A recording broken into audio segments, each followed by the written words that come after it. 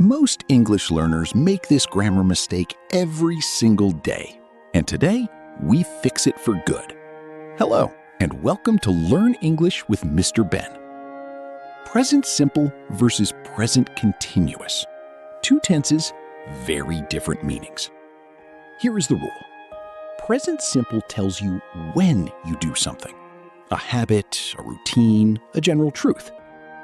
Present continuous tells you are doing it right now, at this moment. Listen carefully. I work here. Present simple. It is always true. It is my job. I am working from home. Present continuous.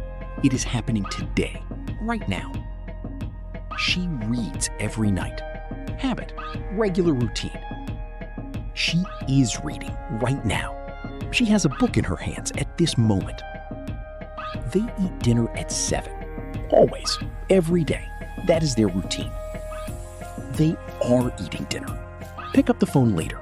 They're busy right now. The simple rule, simple tells you when. Continuous tells you now. Save this. Share it with someone who confuses these every day.